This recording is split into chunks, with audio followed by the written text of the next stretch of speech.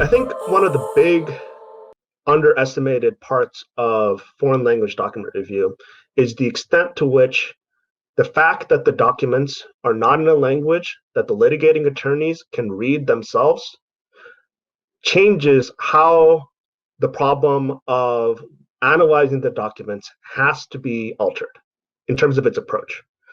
This is because the the way in which the percentage of documents in which the universe of documents that's contained within the review, how many of those documents the actual litigating attorneys can look at is very, very small because of the sheer cost of translating documents.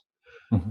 For example, if a attorney is working on a project and it's in English, they can peruse through documents that have been analyzed by the eDiscovery reviewers and get a sense of, okay, so this is the kind of thing that they're looking at. This is the kind of documents that they're seeing.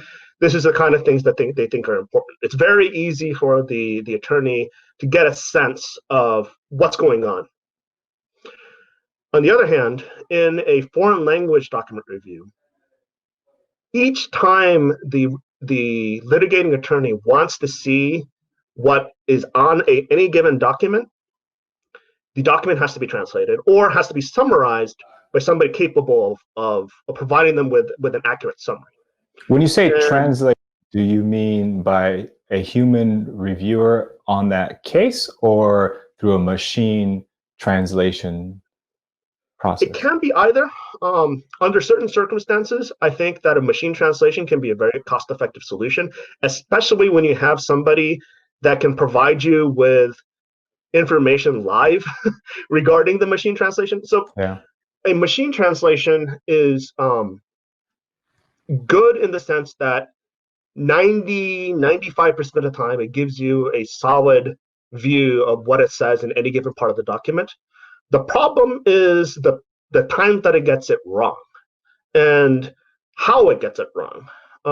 If you have a person who can point out to you, okay, these parts of the machine translation are fine, but this part of it, this doesn't mean what the machine translation says it means. Then that's, I think, particularly if you're using it for an internal analysis perspective, it's fine. But to the extent that a machine translation contains errors, it's going to be less accurate than a human translation.